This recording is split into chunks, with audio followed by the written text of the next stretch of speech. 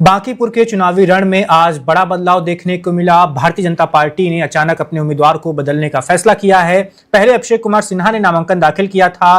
बकायदा धूमधाम से भव्य तरीके से उनका पर्चा दाखिल करवाया गया था। सीएम सम्राट चौधरी भी पिछले दिनों पहुंचे थे, लेकिन इस बीच अचानक खबर आई कि अभिषेक कुमार अब बांकीपुर में भाजपा के उम्मीदवार नहीं होंगे। उनकी जगह पर नए उम्मीदवार नीरज कुमार सिन्हा को बनाया गया है। इसके पीछे की क्या वजह रही? अगर अभिषेक कुमार की माने तो उन्होंने पारिवारिक वजहों से अपना नामांकन वापस लिया है, लेकिन सियासी गलियारों में चर्चाएं कुछ अलग ही चल रही है। कुछ लोग कह रहे हैं कि ये पीके के प्रचार का खौफ है। कुछ लोगों का कहना है कि बीजेपी ने पहले नितिन नवीन की ज्यादा सुनी थी, उनकी पसंद का उम्मीदवार दिया था, लेकिन जब सर्वे कई सारे सामने आए, फीडबैक पहुंचा दिल्ली तक, तो ये लगा कि कहीं मामला फंस ना जाए, इसलिए आनन फानन में नया उम्मीदवार देना पड़ा है। तो असल वजह क्या थी, ये भाजपा के अंदर खाने के लोग ही जान सकते हैं, लेकिन जो सियासी चर्चाएं चल रही हैं उस पर ही आज हम तर्कश में बात करेंगे। और हमारे साथ इस बातचीत में कई सारे खास मेहमान जुड़ रहे हैं। हमारे साथ डॉक्टर आलोक पांडे जी जुड़ रहे हैं, जो राजनीतिक विश्लेषक हैं। इसके अलावा सर्वेश पाठक जी जुड़ रहे हैं, जो बिहार से आते हैं, वरिष्ठ पत्रकार हैं। इसके अलावा विक्रांत विक्की जी भी हमारे साथ ज्वाइन कर रहे हैं, जनता दल यूनाइटेड से जुड़े हुए हैं। सबसे पहले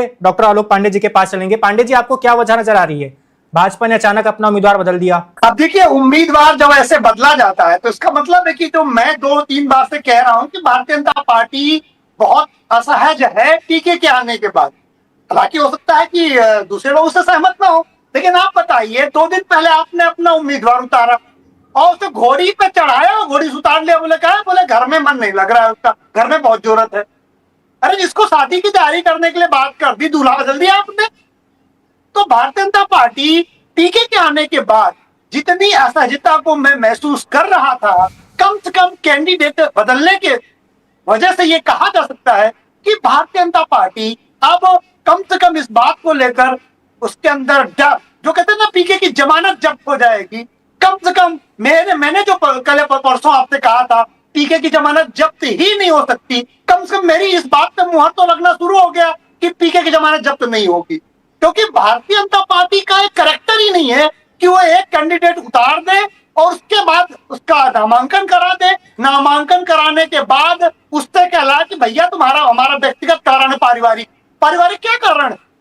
अब भारतीय जनता पार्टी ही परिवार है। जनता पार्टी तो कहते सब लोग हमारे परिवार हैं, तो एक अलग बात है। लेकिन माना यह जा रहा है कि नितिन नवीन की अब जो वो है चल रही थी ज्यादा, उस पर लगता है केंद्रीय नेतृत्व ने, अब केंद्रीय नेतृत्व नितिन नवीन आते हैं कि नहीं आते, क्योंकि अब तो राष्ट्रीय अध्यक्ष है। लेकिन इनसे बड़े जो केंद्रीय नेतृत्व है, उन केंद्रीय नेतृत्व ने कहा कि नहीं, ये कैंडिडेट ठीक नहीं है, ये कैंडिडेट भद्द पिटवा सकता है, ऐसी जानकारी छनकर आ रही है। और अगर इसे साम्यता से जोड़ा जाए, देखा जाए कि 24 घंटे के अंदर और 22 घंटे के अंदर आपने अपना कैंडिडेट बदल दिया है, इसका मतलब है आपके अंदर डर है, आपके अंदर भय है, आपके अंदर हार का भय, कहीं हार न जाए और इससे जो हमारा नया राष्ट्रीय अध्यक्ष बना है, जिसे हमने नियुक्त किया है, उनकी भद्द न पिट जाए। अब आप समझिए, राष्ट्रीय अध्यक्ष का अपनी पसंद का कैंडिडेट नहीं चुना गया, तो जो लोग कहते हैं कि नितिन नवीन को डमी एक तरह से अध्यक्ष बनाया गया, तो क्या गलत कह रहे हैं? वो अपनी विधानसभा में जो 40 साल से चुनाव उनका परिवार जीत रहा है, वहां अपने मनपसंद कैंडिडेट नहीं उतार सकते। और अगर वो कैंडिडेट उतार देते हैं तो उन्हें कैंडिडेट बदलना पड़ता है। यह है भारतीय जनता पार्टी का आंतरिक लोकतंत्र, जिसे कहते हैं इंटरनल डेमोक्रेसी। तो बेहतरीन डेमोक्रेसी का उदाहरण है। और मैं बार बार कह रहा हूं, टीके के आने के बाद भारतीय जनता पार्टी के लिए जो चुनाव है वो उतना सहज नहीं है। और कैंडिडेट बदलने से पता चलता है कि मेरी बात भी शायद, या वन इंडिया की बात भी सुन लिया है भारतीय जनता पार्टी के केंद्रीय नेतृत्व ने, और उन्होंने तुरंत अपनी गलती सुधारी और नया कैंडिडेट दिया। मैं तो अभी वैभव जी इतना ही मानता। बिल्कुल, सर्वेश पाठक जी के पास चलते हैं। पाठक जी, आपको क्या वजह नजर आ रही है? विरोधाभास एक दिख रहा है। पार्टी की ओर से कहा जा रहा है कि उनके नामांकन में तकनीकी दिक्कत थी, गड़बड़ी थी, जिससे उनका नामांकन कैंसिल हो सकता था, इसलिए हमने उन्हें वापस लेकर नया उम्मीदवार दिया है। जबकि अभिषेक सिन्हा खुद कह रहे हैं कि उनकी पारिवारिक वजह थी। तो क्या नामांकन में गड़बड़ी थी या पारिवारिक वजह थी? एक विरोधाभास जो है, उसी से ये बात और ज्यादा ही लोगों के मन में एक शंका डाल रही है कि क्या सच में पीके का डर था? आपको क्या लग रहा है? वैभव, आपको नमस्कार, आपके सभी पैनलिस्टों को नमस्कार। भारत वंदे मातरम, भारत माता की जय। देखिए वैभव, मैं अभी बिहार में हूं नहीं फिलहाल, तो एग्जैक्ट क्या हुआ है ये तो मुझे नहीं पता। लेकिन हाँ, पीके के आने के बाद अगर बीजेपी इतनी बड़ी पार्टी कैंडिडेट बदल रही है, फिर उसको ये तो एक कहते हैं ना कि एक्सक्यूज देना कि उनकी पारिवारिक वजह है या उनके फॉर्म में कुछ तकनीकी खराबी है, ये एक आप कहिए कि ये एक मतलब एक्सक्यूज है और कुछ नहीं है। ये कहीं ना कहीं दिखाता है कि पीके में दम है, इसमें कोई दो राय नहीं। भले वो 5% वोट शेयर हासिल किया 2025 के इलेक्शन में, एक भी कैंडिडेट उनका नहीं जीता, वो एक अलग बात है। और जहां पे नितिन नवीन जी इस क्षेत्र से जीते थे, 66% से ऊपर वोट शेयर से जीते थे, वहां पे बीजेपी ने अपनी भद्द पीट दी। आज मैं बीजेपी के मतलब इसलिए कह रहा हूं क्योंकि भद्द इसलिए पीट दी कि आपको ये सारी तैयारियां पहले नहीं पता था कि आप ये कैंडिडेट जो लेके आ रहे हैं उनमें क्या प्रॉब्लम है क्या नहीं है। तो आप बैक फुट पे यहां पे जाते हुए नजर आ रहे हैं क्योंकि पीके खुद आए हैं।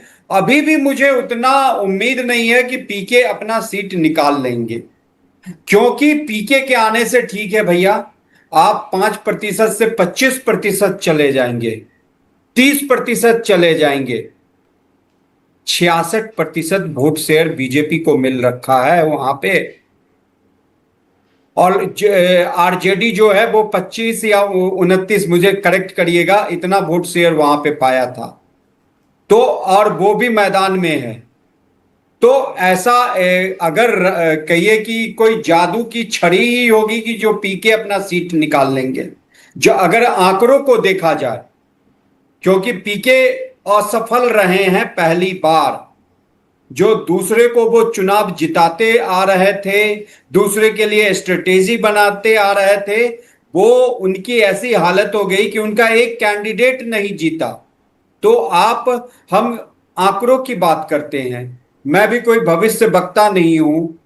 ठीक है, विजय आप कहोगे, एग्जाम्पल दोगे कि तमिलनाडु में देखिए विजय तो पहले कहीं नहीं था, उसका स्टारडम है। और तमिलनाडु की पॉलिटिक्स जो है स्टारों को बहुत आगे करती है, बिल्कुल भगवान की तरह पूजा जाता है उससे उन्हें। पहले दूसरे हो गए। यहाँ पे पीके जी बहुत अच्छे हैं, मैं कहता हूं उनकी स्ट्रेटेजी भी ठीक है, लेकिन फिर वही तुष्टीकरण की राजनीति में वो भी घुले मिले हुए हैं, इसलिए मेरा तो फेवरेट पीके नहीं।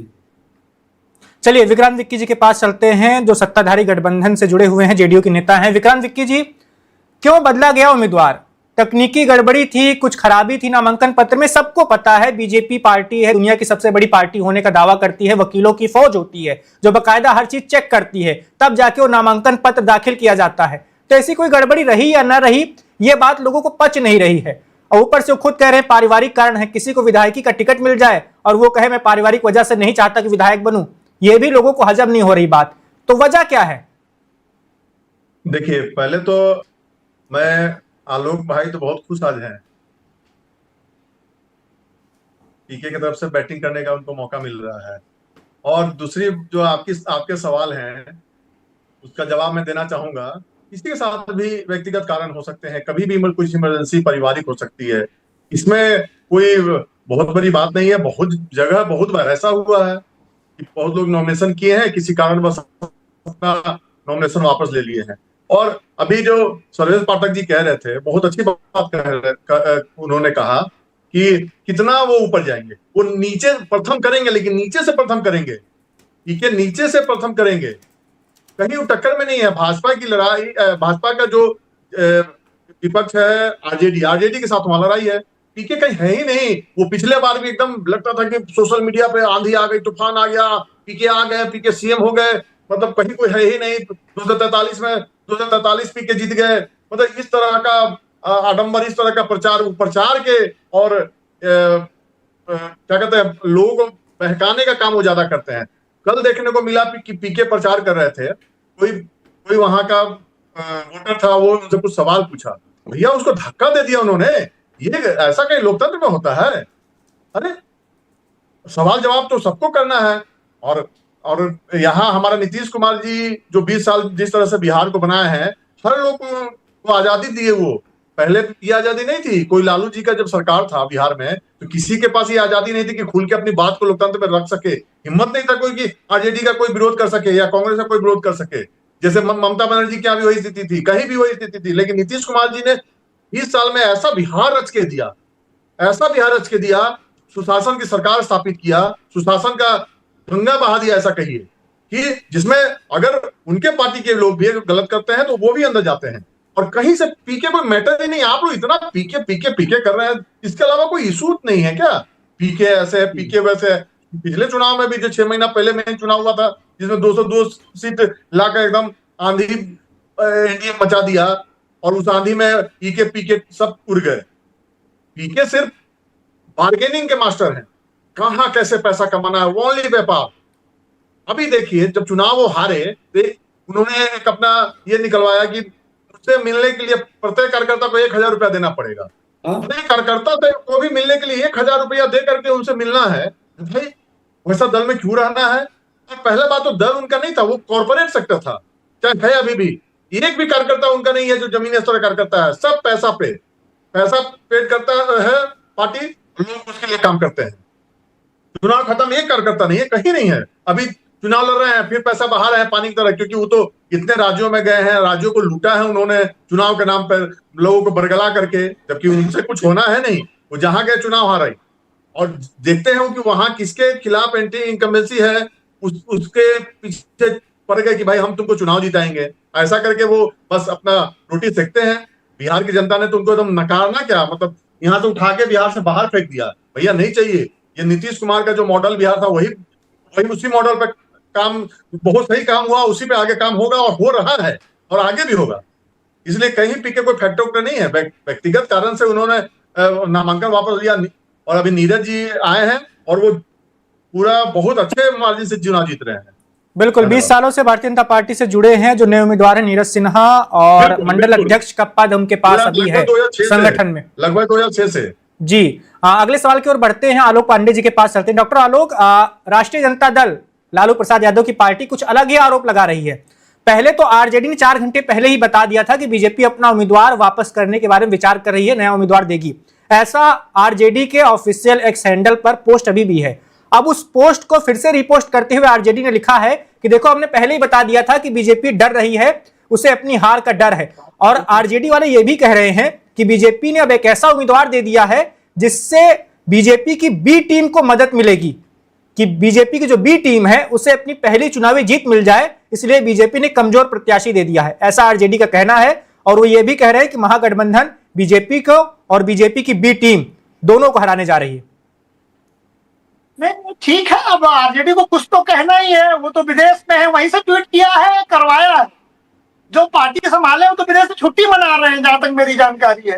तो मुझे ये समझ में नहीं आता कि चाहे राहुल गांधी हो, 20-22 दिन से वो भी गायब है, ये भी अपना घूम रहे हैं, विदेशों में छुट्टी मना रहे हैं, जनता का पैसा खर्च कर रहे हैं आराम से, जो इनके पास पैसा पड़ा हुआ है। लेकिन मुझे लगता है कि बात थोड़ी गंभीरता से होनी चाहिए। जैसे भी पीके के ऊपर आरोप लगा कि धक्का दे दिया, ऐसे ठीक है, अगर मैंने वो वीडियो नहीं देखा, लेकिन अगर धक्का लगाया तो नहीं लगाना। लेकिन एक इनके महाराष्ट्र के मुख्यमंत्री हैं, अभी 2 दिन पहले पार्लियामेंट के अंदर कहते हैं कुत्तों से तुलना करते हैं उन लोगों की जो इनके ब्रिज टूट जाने पर आवाज उठाते हैं, उसकी तुलना कुत्तों से करते हैं। और ये बांकीपुर में भी कुत्तों से तुलना करते हैं कि आप कुत्ता खड़ा कर देंगे जीत जाएगा। तो ये कुत्ता तय नहीं कर पा रहे कौन से कुत्ता खड़ा करें। भाई इधर बांकीपुर में कहते थे कि हम कुत्ता खड़ा कर देंगे जीत जाएगा, इधर महाराष्ट्र के मुख्यमंत्री कहते हैं कि ब्रिज पर अगर कुछ कमेंट करोगे तो कुत्तों जैसी तुम्हारी, पता नहीं क्या कुत्ता बड़ा प्रिय आजकल बीजेपी को। इनके नेता, इनके मुख्यमंत्री जो तथाकथित बहुत मीठा बोलते हैं, वो सदन के अंदर कुत्तावाद पे उतर आए। इतना कुत्तावाद क्यों करते हैं भाई? एक तरफ आप लोकतंत्र की दुहाई देते हैं, एक तरफ आप सदन के अंदर कोई व्यक्ति प्रश्न करते हैं एथेनॉल पे तो गडकरी FIR पे धमकी देते हैं खुलेआम। तो ये जो अराजकतावाद है भारतीय जनता पार्टी के, इस पर प्रश्न उठाए जाए। भाई आप कांग्रेसीकरण हो गया है, आप भी इसी तरह की बात करेंगे कि आपके प्रश्न मनगढ़ंत बात है। पीके ने अपने मन से बना के बात बोला है, कोई कुत्ता वाली बात कहीं है नहीं। महाराष्ट्र का भी कह दीजिए मनगढ़ंत है, ये भी मनगढ़ंत है सदन में जो कहा उन्होंने, महाराष्ट्र के मुख्यमंत्री ने कह दीजिए वो भी मनगढ़ंत है, कह दीजिए मनगढ़ंत है। मैं ढूंढूं अभी लाइफ में ढूंढूं, मैंने अपने आंखों से देखा महाराष्ट्र में, सर मैंने अपने आंखों से वीडियो देखा है महाराष्ट्र वाला। तो वो तो चलिए डॉक्टर आलोक पांडे जी, देखा है। आप जो बात कर रहे हैं वो देवेंद्र फडणवीस का वीडियो वायरल हो रहा है महाराष्ट्र की विधानसभा में, उन्होंने जो कुछ कहा है। हम अपने अभी सवाल पर बने रहते हैं, सर्वेश पाठक जी के पास चलते हैं, आपके पास आएंगे। सर्वेश जी, बात होती है कि पीके आखिर हैं किसके? बीजेपी वाले कहते हैं कि उनकी कांग्रेस आला कमान से बहुत अच्छी बनती है, वो उनके आदमी है, उनसे राय मशवरा करते रहते हैं, उनके लिए वो काम करते हैं। आरजेडी वाले कहते हैं कि बीजेपी के आदमी हैं, अमित शाह के करीबी माने जाते हैं। अमित शाह ने ही कहा था नीतीश कुमार से कि इनको जेडीयू में शामिल करा दो। तो पीके को लेकर दो तरह की बातें होती रहती हैं, आपके हिसाब से क्या है असली बात? आरजेडी वाले कह रहे हैं कि बीजेपी चाहती है कि पीके पहला चुनाव जीत जाए, इसलिए मजबूत उम्मीदवार को हटा के कमजोर उम्मीदवार दे दिया, ऐसा आरजेडी का कहना है, उनके एक्स हैंडल पर लिखा गया है। देखिए, आरजेडी के पास कोई मुद्दा नहीं है। जैसा कि अभी आलोक पांडे जी ने कहा कि वो तो छुट्टियां मना रहे हैं। अब अगर लालू प्रसाद यादव जमीन से उठे हुए नेता थे, भले वो चारा चोरी किया और फिर अपनी मिट्टियां पलित कर लिए, जितने भी जमीन से जुड़े हुए नेता आए क्षत्रिय दल के, सबके बेटे जो संभाल रहे हैं अपने पार्टी को, तो वो तो उसी तरीके से संभालेगा, क्योंकि उसको थाली में सजा के वो मिला है पूरा सत्ता, तो वो कुछ भी लिख दे। देखिए, यहाँ पे इसमें कोई दो राय नहीं कि अगर पीके इस 2025 के चुनाव में कुछ सीट जीतते, विपक्ष में बैठते, तो बिहार को एक सशक्त विपक्ष मिलता और बीजेपी और जेडीयू एनडीए की सरकार को एक सशक्त विपक्ष का सामना करना पड़ता। आरजेडी तो कहीं से भी एक सशक्त विपक्ष, और कांग्रेस तो नील ही है बिहार में की भूमिका में नहीं है। और 25 पे आके वो आरजेडी सिमटी है, अगले चुनाव हो तो कहीं वो भी ना खत्म हो जाए, वो जो 25 सीट है। तो यहाँ पे उनकी बातों को तब, क्योंकि जो नेता अपने, अगर एक भी चुनाव होता है, बीजेपी का सबसे बड़ी बात है, या एनडीए, मैं तो एनडीए भी कहूंगा, बिहार में एनडीए का शासन है, वो पंचायत चुनाव के लिए भी जी जान लगा देते हैं। यहाँ पे एक उपचुनाव हो रहा है और तुम गायब हो यहां से। राहुल गांधी तो बहुत दूर की बात है, राहुल गांधी तो चलते हुए चुनाव अगर लंबा खिंचता है, 3 या 4 चरण का होता है, तो एक चरण में वो घूम के विदेश से आ जाते हैं। तो यहां पे उसने क्या ट्विटर किया नहीं किया, इससे बड़ी बात नहीं है कि पीके बीजेपी की बी टीम है या किसकी बी टीम है। मेरा ऐसा मानना है कि पीके अगर बिहार में आते हैं, तुष्टिकरण वाली जो उनकी पॉलिसी है, अगर उसको छोड़ के आए तो बिहार को एक अच्छा विकल्प दे सकते हैं। लेकिन वो जो मुखौटा सब वही रखता है और फिर वही तुष्टिकरण में लामबंद हो जाता है, उसी में अपने आप को अभिभूत कर लेता है, उस तरीके की राजनीति को मैं बहुत ही निम्न स्तर की राजनीति मानता हूं, और पीके उसी में डूब चुके हैं। पीके का जो भी पढ़ा लिखा व्यक्तित्व है वो बहुत ही अच्छा है, मैं मानता हूं। लेकिन आप एक यूपी में देखिए, इलेक्शन होता है, पहले यूपी की भी इलेक्शन जातीय व्यवस्था पे आधारित थी, अब बहुत कम तक बीजेपी को हर वर्ग का वोट मिल रहा है यूपी में। मेरे बिहार में अभी वो जातीय व्यवस्था अभी भी बना पड़ा है। आप एक अंदाजा लगाइए, बिहार में 34 सालों तक या 30 सालों तक या तो यादव ने राज किया या कुर्मी ने राज किया, फिर भी कहा जाता है कि भैया यहां पे तो सवर्णों की चलती है। ये समझ में नहीं आता है कि हमारे बिहार से वो जातिवाद कब खत्म हुआ। जब तक जातिवाद खत्म नहीं होगा तब तक बिहार विकास अच्छा कर रहा है, लेकिन उसमें और अच्छा करने की शक्ति है। आप यूपी को देखिए, $1 ट्रिलियन की इकोनॉमी बनाने की ओर अक्सर है। हमारे बिहार में अभी इस बार हमें उम्मीद है कि कुछ इंडस्ट्री वहां पे आए। अगर आप कुछ भी नहीं ला सकते हो तो कम से कम आईटी इंडस्ट्री डेवलप कर दो ना। आईटी के लिए करना क्या है, बड़े बड़े आपको बिल्डिंग्स बनाने हैं, इंफ्रास्ट्रक्चर तो बहुत अच्छा बन गया है, रोड हो, कनेक्टिविटी हो, आपने लॉ एंड ऑर्डर पे अच्छा काम कर रखा है। आप बड़े इंडस्ट्री लगाने में अगर वहां पे कोई परेशानी हो रही है तो आईटी इंडस्ट्री को बढ़ावा दो वहां पे। सर्वेश जी, पीके भी यही मुद्दा उठा रहे हैं, 2025 में भी उन्होंने ये मुद्दा उठाया था, अब भी ये मुद्दा उठा रहे हैं वो अपने भाषणों में लगातार इन बातों का वो जिक्र करते हैं। विक्रांत जी ने एक बहुत अच्छी बात कही कि पीके ने हवा बनाया था सोशल मीडिया और वो जो डिजिटल के माध्यम से वो पैदल चले, वो पूरे बिहार का भ्रमण किया, बहुत अच्छा काम किया, लोगों से जुड़ाव हुआ, लेकिन लोगों में वो बात नहीं पहुंचा पाए। एक होता चलिए, है ना कि उनकी लोगों उनकी को हार पर दिखाना। विश्लेषण हो चुका है बहुत।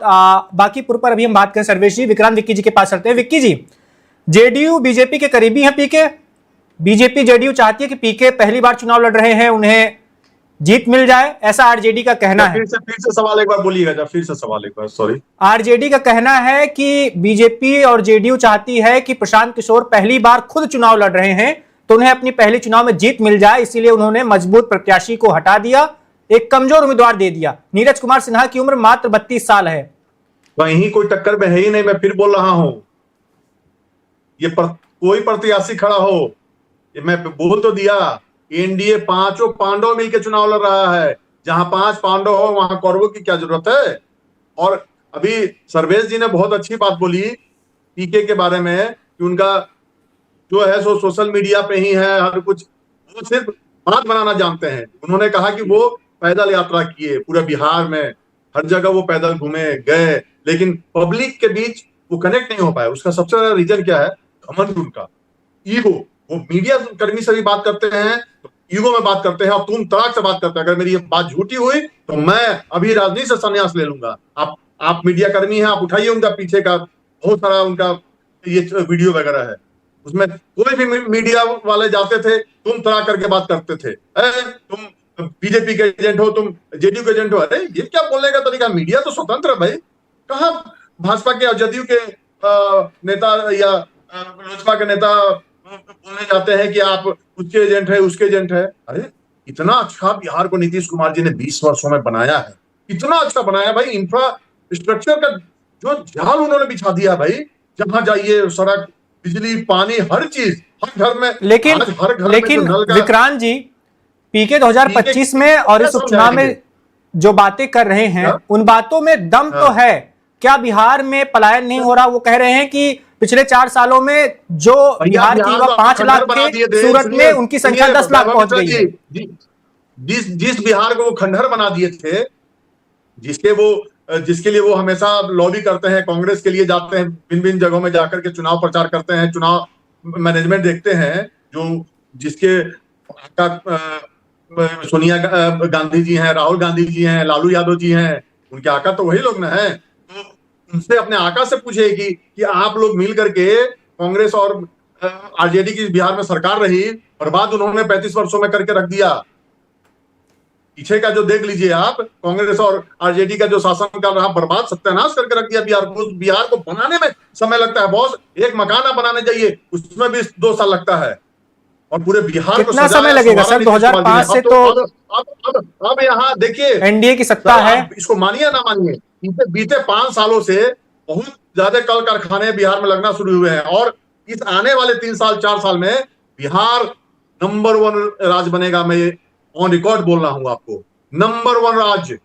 ये नीतीश कुमार जी का और एनडीए का बहुत बड़ा देन है, और अभी डबल इंजन की सरकार है, बहुत अच्छा काम हो रहा है। क्या जरूरत है पीके का बिना मतलब का? वो भैया अभी आप हार के गए हो, बिहार की जनता ने आपको नकार दिया, 0 पे आउट कर दिया, शून्य पे आपको आउट कर दिया, जमानत जब्त हर जगह से। वैसी बाकीपुर में 6,000 7,000 समथिंग वोट उनकी पार्टी ने लाया था, और आने वाले समय में फिर वही होना है।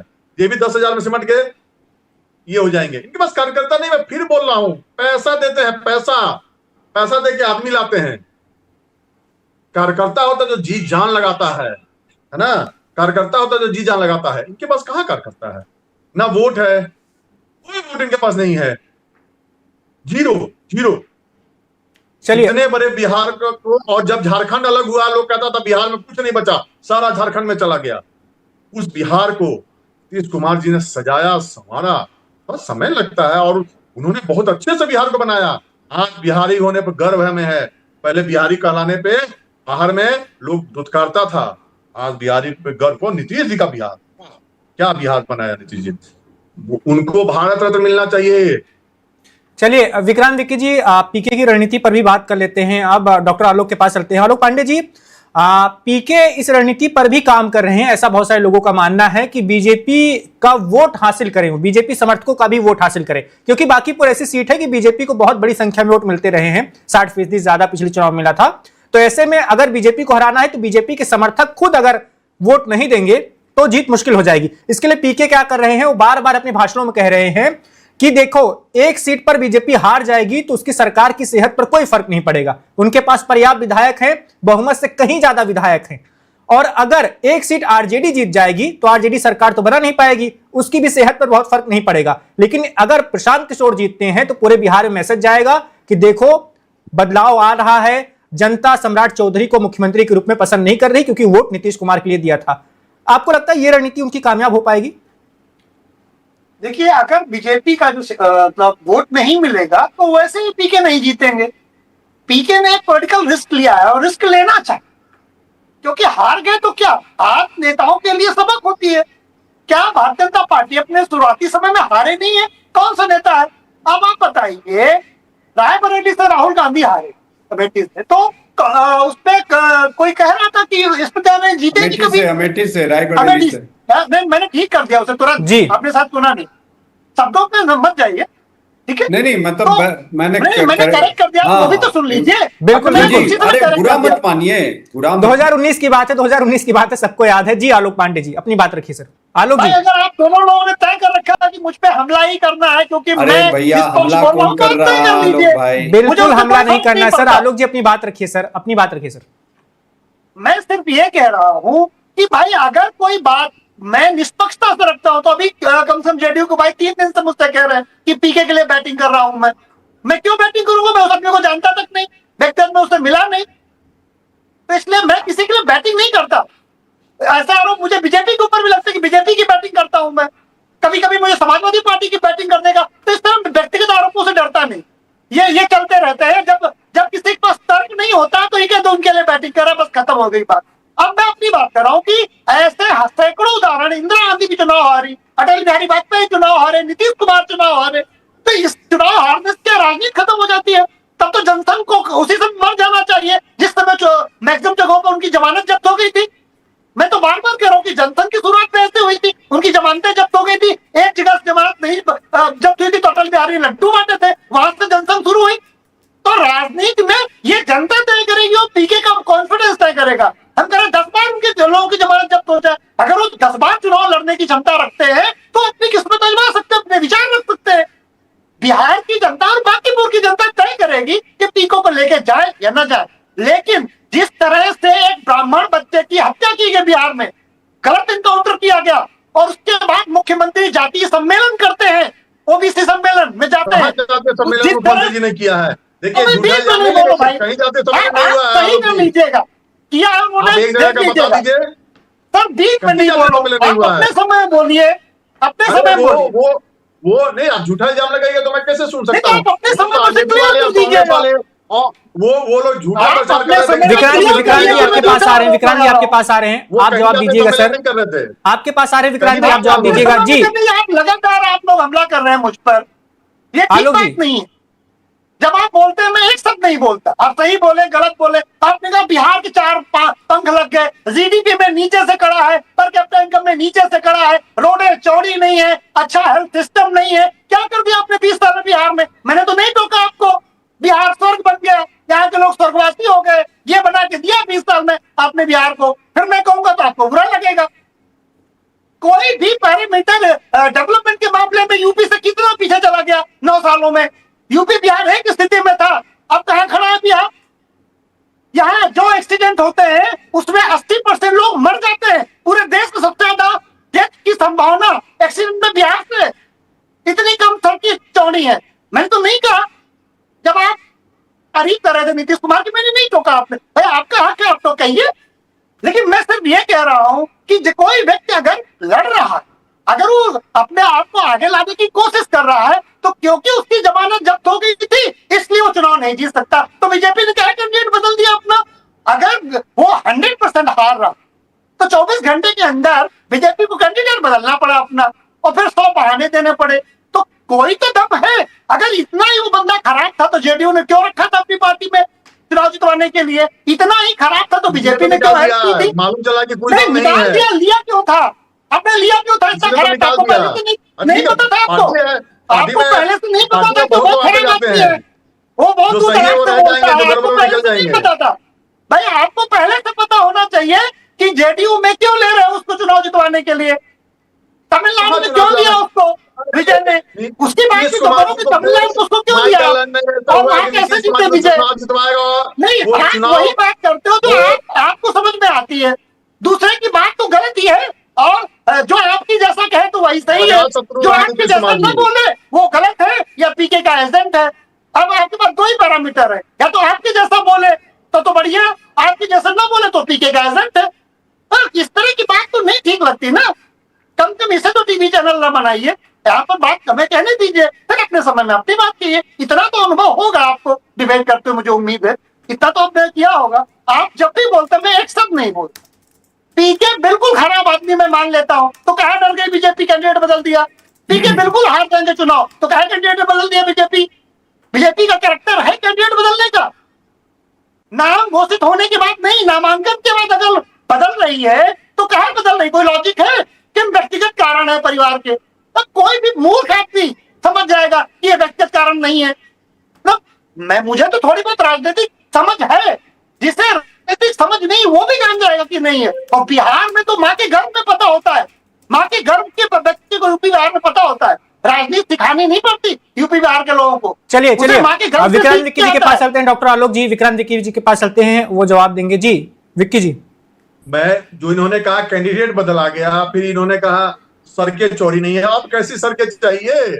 अब कैसा इंफ्रास्ट्रक्चर उत्तर प्रदेश चाहिए? जैसी, यूपी जैसी, उत्तर प्रदेश जैसी। पूरा हिंदुस्तान बिहार से सीखा कि नल का जल कैसे पहुंचाना है, ग्रामीण सड़कें कैसे बनानी है, गांव गांव तक स्वास्थ्य सुविधाएं कैसे पहुंचानी है।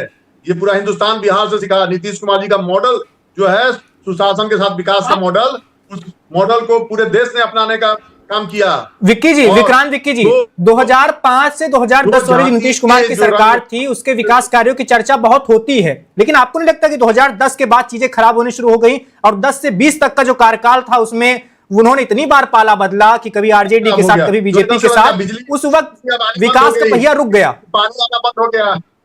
एक मिनट, उसके बाद क्या नौकरी वैकेंसी खत्म हो गया या क्या हो गया? लाखों वैकेंसी आ रही है, 10 के बाद तो और ज्यादा वैकेंसी आ रही है। बिहार के बारे में सर, बिजली की स्थिति दिन प्रतिदिन 3 साल की बैचलर डिग्री 5 साल में पूरी होती है। शिक्षा व्यवस्था का ऐसा हाल है, पावर सब मृत लोगों को एम्बुलेंस नहीं मिलती, घर तक ले जाने के लिए ठेले पर ले जाते हैं। ऐसी खबरें वीडियो से पटा पड़ा रहता है सोशल मीडिया। ऐसा कहीं नहीं है। ये सब झूठा प्रचार, विपक्षी का काम होता है झूठा प्रचार करना। सिर्फ वो झूठा प्रचार कर रहे हैं। भाई मैं आपको फिर से कह रहा हूं, कोई नहीं है टक्कर में, कहां पड़े हो चक्कर में। ओनली एनडीए, बीजेपी फुल बहुत अच्छे मार्जिन से चुनाव बांकीपुर जीत रही है। मैं आपको फिर से कहना चाहता हूं, और कोई जातीय रंग बिहार में पहले यही बिहार जात पात में उलझ के रहता था। कोई विकास का काम नहीं। जात पात में लड़ाओ, जात पात की बात करो, विकास का कोई काम नहीं। नीतीश कुमार जी ने एक ऐसा, फिर से मैं कह रहा हूं, एक ऐसा मॉडल बनाया, एक ऐसा बिहार बनाया जिस बिहार के अंदर न जात न पात। नीतीश कुमार जी जिस जाति से आते हैं कभी वो अपनी जाति की बात नहीं करते हैं। उनका बार बार एक ही रहता है, पूरा बिहार मेरा परिवार। यही सोच के उन्होंने हर जाति हर वर्ग के लिए काम किया। जो वोट देता है उसके लिए भी काम आया, जो नहीं देता है उसके लिए भी काम।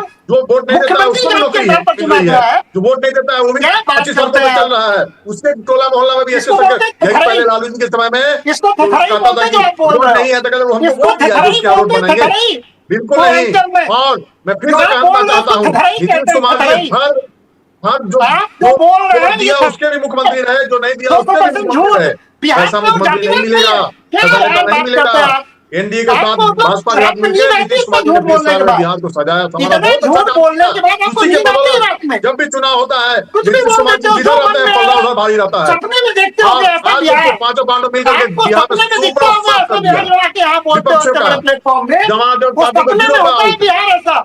अल्लाह ने पच्चीस वर्ष में दिया, कांग्रेस का यहाँ पता नहीं है। मैंने नहीं देखा ऐसा बिहार, कोई नहीं मैं है। 10 उदाहरण अभी तुरंत बता दूंगा आपको। ऐसा बिहार में नीतीश कुमार जी का किया हुआ काम, ये सपने में वाला बिहार है, दम पे जो आप आज रात तक में चुनाव सपने जीता में है और सोचा आगे करते हो। भी एनडीए जो रात सम्राट में चौधरी जी, सपने में मुख्यमंत्री ऐसा माननीय सम्राट बोलते चौधरी जी होंगे, बने हैं, सुबह आके फिर वो अपने नीतीश प्रोग्रामों कुमार में जी आप से बोलते हो। समय समय पर अपने को बैठ मियां के बात मिट्ठू करना, बनना बोलते मार्गदर्शन हैं लेने का इसको। काम करते इसको हैं एक कहते हैं अभिभावक के अपने रूप को में। मियां मिट्ठू बनना। बहुत अच्छा तालमेल से इसको सरकार अभी अपने चल को रही मियां है, मिट्ठू बनना और कहते हैं, जो आप कह सम्राट रहे हो। चौधरी जी वो तो अच्छा काम कर रहे हैं, हाँ हाँ, और बहुत अच्छा कर रहे पांचों हैं। पार्टी मिल करके बिल्कुल, वो बहुत चिराग अच्छा जी हो, काम कर रहे उपेंद्र हैं, जी हो, तभी तो चलिए चंद्रबाबू जी डॉक्टर हो, आलोक जी, विक्रांत विक्की जी, उनकी वजह आखिरी से सवाल मार की ओर दिया, आगे वो बढ़ते उसका हैं, आखिरी सवाल की ओर बढ़ते हैं। सस्पेंशन वैसे कर देते हैं। सर्वेश पाठक जी भी जुड़े हुए हैं, उनके पास भी चलते भ्रष्टाचार हैं। करके बिहार में नहीं बच सकता है। देखिए जो भी आखिरी सवाल की ओर आगे बढ़ते भ्रष्टाचार हैं। सब जेल के अंदर है। विक्रांत विक्की जी, आलोक पांडे जी, आखिरी सवाल की ओर आगे बढ़ते हैं, सर्वेश पाठक जी के पास चलते हैं। पाठक जी, 13 जुलाई को नामांकन दाखिल करेंगे प्रशांत किशोर। बीजेपी के नए उम्मीदवार को भी अपना पर्चा दाखिल करना ही पड़ेगा। इससे पहले वो कर ही चुके हैं एक बार, अभिषेक सिन्हा, लेकिन उन्होंने नाम वापस ले लिया है। आपको लगता है एक मनोवैज्ञानिक बढ़त तो पीके को मिल ही गई है, अब जैसे ही उनका बयान सामने आएगा वो यही कहने वाले हैं कि देखो डर लग रहा है बीजेपी को मेरे प्रचार से, मेरे बयानों से। उनको लग रहा है कि कहीं बांकीपुर का वो गढ़, वो किला बीजेपी के हाथों से ना चला जाए जिस पर कई दशकों से उनका राज है। क्या आपको लगता है पीके अब मनोवैज्ञानिक बढ़त के साथ आगे बढ़ने वाले हैं?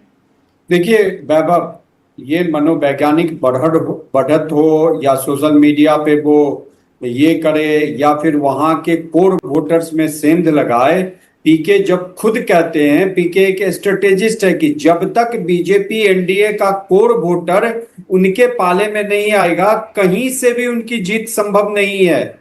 मैं आलोक पांडे जी के इस बात से इत्तेफाक रखता हूं कि भाई बीजेपी के बड़े बड़े नेता चुनाव हारे हैं, कांग्रेस के नेता हारे फिर वापस उठे हैं। कभी लोकसभा में बीजेपी के 2 सांसद होते थे, आज देख लीजिए पूरे भारतवर्ष में बीजेपी का राज है। वो एक अलग बात थी, वो एक अलग विचारधारा थी बीजेपी की। पीके की क्या विचारधारा है? बिहार को लेके वही तुष्टीकरण वाली विचारधारा है। जब मैंने उनका पहला वाला देखा तो वही तुष्टीकरण की चीज देखी, वही जातिगत। बिहार से जाति अभी नहीं गई है। यहां पे भी क्या कहा जा रहा है बांकीपुर में, भैया सिन्हा वोट, मतलब जो कायस्थ वोट है, यहां पे ज्यादा 50,000 या 60,000, आप मुझे करेक्ट करिएगा, और वो बीजेपी का कोर वोट बैंक है जहां से नवीन सिन्हा जी जीता करते थे। तो पीके अगर जीतेंगे तो वो बीजेपी के कोर वोट, एनडीए के कोर वोट पे ही डिपेंड होगा, और वो एक कहते हैं ना कि पूरे तरीके से शिफ्ट हो जाना। और मुझे ऐसा कुछ नहीं लग रहा है कि वो खुद कहते आ रहे हैं। जनता के बीच में जाके नेता कुछ भी बोलता है, कि भीख भी मांगता है और अपनी बात भी कहता है कि आप मुझे दीजिए, वो एक सीट अगर बीजेपी को चला जाएगा तो कुछ नहीं होगा, हार भी जाएगी तो कुछ नहीं होगा, मैं जीत गया तो पूरे बिहार में संवाद जाएगा। लेकिन पूरे बिहार में क्या संवाद जाएगा? आप तो पूरे चारों तरफ बिहार में घूमे थे, जनता का नब्ज टटोले थे, हर चीज को आपने भांपा था, तब आपने कैंडिडेट खड़ा किया था। तो यहां पे बार बार वही चीज आती है कि पीके बहुत अच्छे राजनीतिज्ञ बन सकते हैं, लेकिन बांकीपुर में जब तक बीजेपी का कोर वोटर्स उनको वोट नहीं देगा वो जीत नहीं पाएंगे। आरजेडी का वोट ट्रांसफर हो जाए इसकी उम्मीद बहुत लगती है, लेकिन बीजेपी का कोर वोट बैंक ट्रांसफर हो इसमें मुझे कहीं डाउट लगता है। मेरी जितनी समझ है, मैं अपनी समझ से कहता हूं। चलिए आखिरी सवाल को लेकर डॉक्टर आलोक के पास चलते हैं। आलोक जी, अभी सर्वेश पाठक जी बता रहे हैं कि जात के बिना संभव नहीं है बिहार में राजनीति कर पाना। पीके को 2025 में हमने देखा था, वो जात पात से ऊपर उठकर वोट देने की बात कर रहे थे, लेकिन अभी के पीके को हम देखते हैं सर, तो उनके सर के पीछे एक चोटी भी दिखती है। लोग कहते हैं इसके जरिए वो अपने ब्राह्मण होने की पहचान को भी उजागर कर रहे हैं। क्या लगता है कि वो ढलने की कोशिश कर रहे हैं जाति वाली राजनीति में? वैभव जी, जैसी डिमांड वैसी सप्लाई, ये तो नेता ही कहते हैं। इस देश में तो सेकुलरिज्म के नाम पर क्या क्या नहीं किया गया है, क्या क्या नहीं किया गया है। मैं उसका विरोधी हूं। सेकुलरिज्म के नाम पर मुलायम सिंह पार्लियामेंट के अंदर कहते हैं कि अगर आप हिंदू मुसलमान करोगे तो हम राम और कृष्ण को लड़ा देंगे। मैं उसका भी विरोधी हूं, मुझे बिल्कुल बात बर्दाश्त नहीं है। लेकिन सेकुलरिज्म बुरा कहां से है? सेकुलरिज्म के नाम पे जो काम किया गया वो बुरा है। पंथ निरपेक्ष का शब्द कहां से बुरा है? पंथ निरपेक्षता पे चलना कहां से बुरा है? जो 20-25 करोड़ लोग इस देश में रहते हैं उनको पॉलिटिकली आइसोलेट कर दिया जाए, ये भी क्या उचित है? पॉलिटिकली स्तर में चढ़ा लिया जाए, ये भी अनुचित है। जायज और नाजायज मानी जाए, ये भी अनुचित है। नाजायज तो बिल्कुल ना मानी जाए। इस देश में तो जवाहरलाल नेहरू से लेकर के और समाजवादी पार्टी तक और लालू यादव तक ने नाजायज बात मानी है धर्म के लोगों की और एक जात के लोगों की, ये सर्वदा अनुचित है। लेकिन पंथ निरपेक्ष तो अपने आप में एक पवित्र शब्द है। पंथ निरपेक्षता का जितना क्षरण किया है सत्ता पक्ष में तथा उस बैठे लोगों ने, उसी वजह से तो भारतीय जनता पार्टी आज यहाँ पहुंची है। भारतीय जनता पार्टी जो जहां पर है उसके लिए एक ही सत्य का जो नुकसान किया है, पंथ निरपेक्षता का जो नुकसान किया है लोगों ने, उस पे पहुंची। भारत तो सदैव पंथ निरपेक्ष रहा, भारत कभी पंथ निरपेक्ष नहीं रहा। सनातन है तो पंथ निरपेक्षता है। अगर सनातन नहीं होता भारत में तो भारत क्या पंथ निरपेक्ष होता? नहीं हो सकता। तो दुनिया में एकमात्र धर्म हमारा ही है जहां सभी धर्मों का सम्मान होता है। तो मुझे लगता है कि अपनी रणनीति पर समय समय पर सुधार करेंगे और उनको अपने आप को बदलना चाहिए। बिहार जैसी डिमांड करे, क्या भारतीय जनता पार्टी जात की राजनीति नहीं करती? भारतीय जनता पार्टी से ज्यादा जातीय मंथन कोई नहीं करता। भारतीय जनता पार्टी से ज्यादा कोई जाति का गणित नहीं बिठाता, चाहे उत्तर प्रदेश या बिहार में।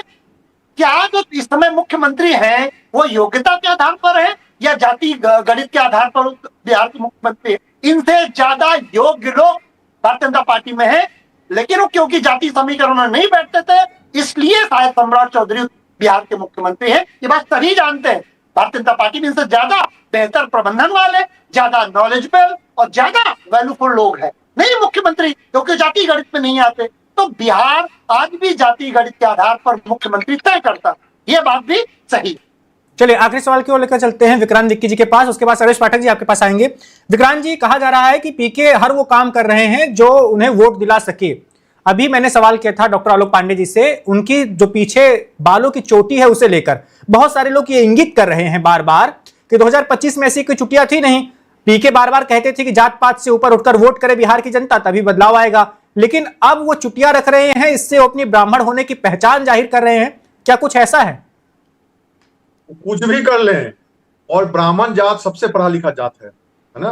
वो कभी भी इन सभी चीजों में नहीं जाएगा, किसी के बरगलाने में, किसी के बहकावे में नहीं जाएगा। आज पीके कुछ भी कर ले, ब्राह्मण जात हमेशा भाजपा के साथ है।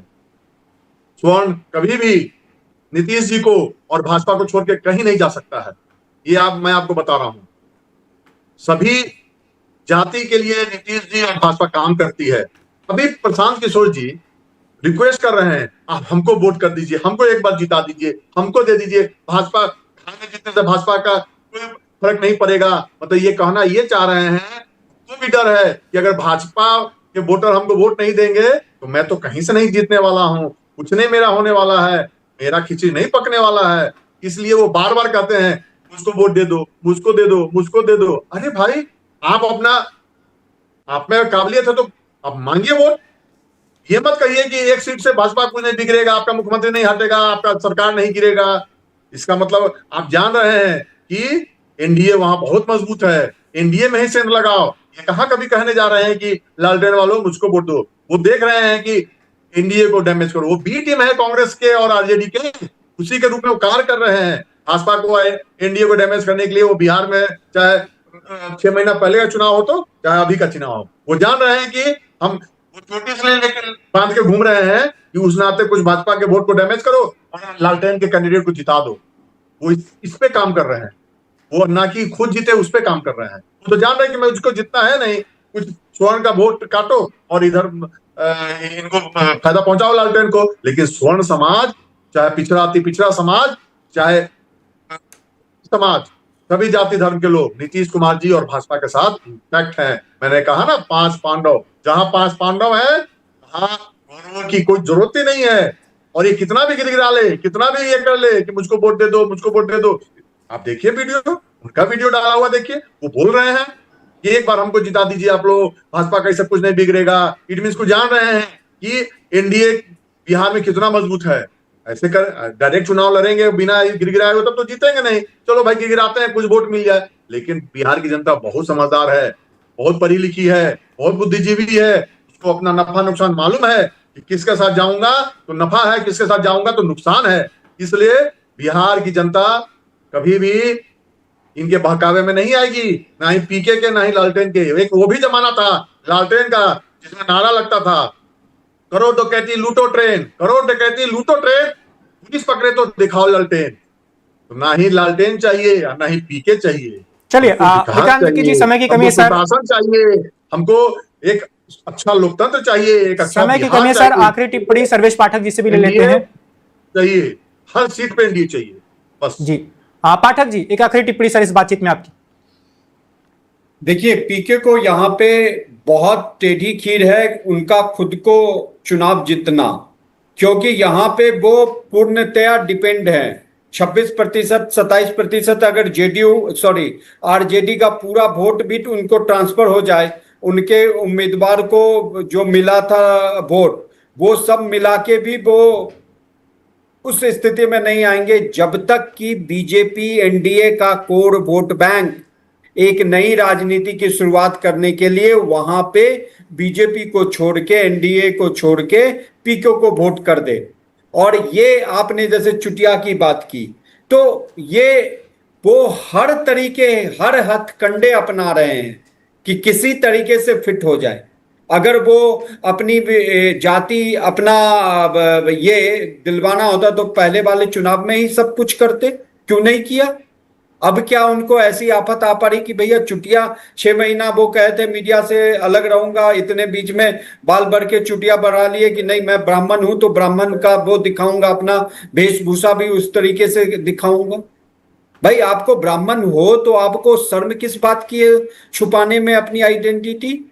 तो यहां पे मैं मानता हूं कि पीके को बहुत ही मतलब समझिए कि एक चमत्कार को हो जाए तभी वो चुनाव जीत सकते हैं।